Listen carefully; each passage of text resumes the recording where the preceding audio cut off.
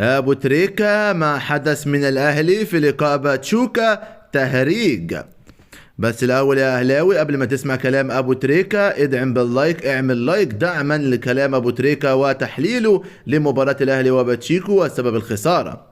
أكد محمد أبو تريكة أنه يشعر بحالة الغضب التي يعيشها جماهير النادي الأهلي بعد الخسارة أمام باتشيكو المكسيكي بركلات الترجيح، مشيرا إلى أن الفريق خسر مواجهة كانت سهلة وكان سيحقق تاريخا كبيرا بخوض نهائي الانتركونتيننتال ومواجهة ريال مدريد. وقال تريكة في تصريحاته: جمهور الأهلي دمه محروق وله الحق تماما، باتشوكا أضاع ركلتين ترجيح وكأنه بيهدي الأهلي البطولة، ولكن ما حدث لاحقا شيء غريب بإضاعة ركلات الترجيح الحاسمة من كهربا ثم عمر كمال عبد الواحد وأخيرا خالد عبد الفتاح.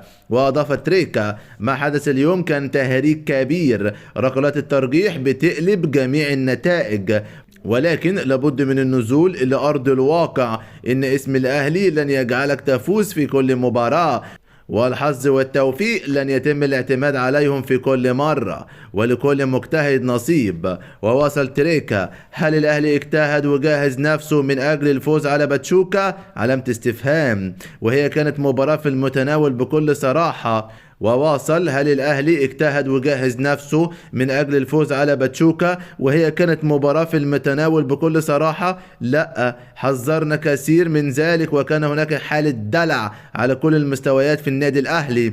هل النادي أبرم صفقات قوية تساعده على تحقيق إنجاز كبير في تلك البطولة؟ وأرى أن الأهلي لم يقدم أفضل مستوى في اللقاء. وزاد تريكة: الطبيعي أن هناك أخطاء كثيرة من كولر، التوفيق حلفه في بعض المباريات، وخسر السوبر الأفريقي ثم خسر كأس التحدي أمام باتشوكا. وإلى متى سيظل البطء هو سمة الملفات الحاسمة داخل النادي الأهلي، خاصة تدعيم الفريق بصفقات قوية، والمفاوضات بتاخد شهرين مع أي لاعب الأهلي بيفاوضه.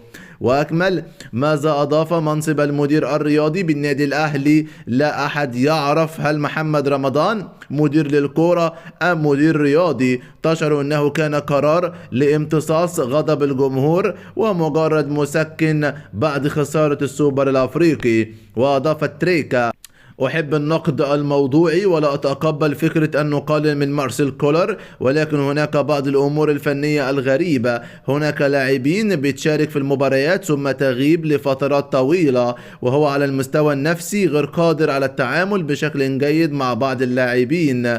وتابع: هل كان ترتيب كهربا أن يتقدم بالتسديد لركلة الترجيح؟ هو في الأساس بعيد عن المستوى الفني والبدني المطلوب. ما كان يميز الأهلي دائما هو أن التعاطف لم يكن موجود. أحيانا يتم التمسك بلاعبين والإبقاء على آخرين لحسابات معينة. هذه الأمور كانت بعيدة عن حسابات الأهلي الذي كان يتعامل بصرامة وحزم في مواقف كثيرة، ولم يكن هناك أي اعتبارات بتخص الجماهير والسوشيال ميديا. وأشار تريكة إلى أن النادي الأهلي دائما كان يغلق صفحة الانتصارات ويركز فقط على البطولات المقبلة، لكن جمهور الأهلي له كل الحق في انتقاداته حاليا بسبب التقصير والاستهتار، والفريق في الأساس لم يستعد بشكل قوي لتلك البطولة ولم يأخذ بالأسباب بدعم صفوفه بشكل قوي. وأردف تريكة: هناك كارثة واضحة في النادي الأهلي من بداية الموسم.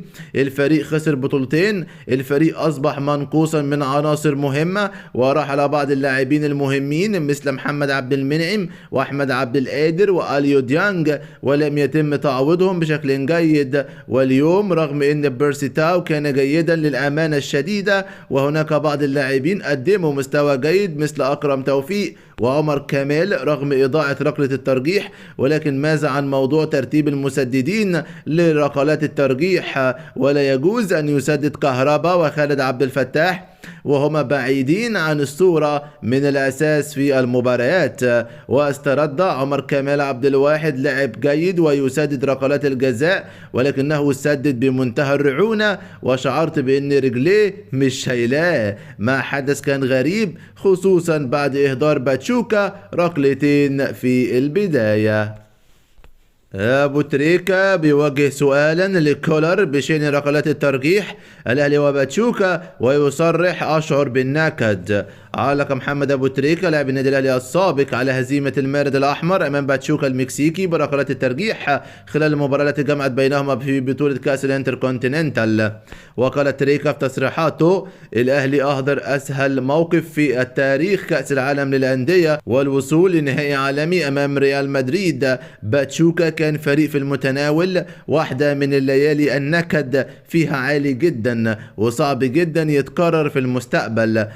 وتابع: لا يوجد تقصير من أحد ولكن لوم باتشوكا فريق حالته سيئة جدا، ترتيبه في الدوري رقم 16 ومستواه أمام بوتافوغو لا يعكس حقيقته. الأهلي تسيد المباراة وفي آخر 4 مباريات للأهلي أحرز هدفان. وواصل: خسارة اليوم أهدرت تفوقا لبعض اللاعبين مثل مروان عطية وهو قدم أداء جيد جدا، وأكرم توفيق بذل مجهود كبير. توجد أشياء نحتاج فهمها من كولر مثل تبديلة أفشة بحسين الشحات. وأوضح كيف السولية مصنف لتسديد رقم 1 في المباريات ولا يسدد ضمن الخماسي اليوم في ضربات الجزاء. وأتم أسهل فرصة للوصول إلى النهائي، هذه المحاولة السابعة بيفشل فيها النادي الأهلي.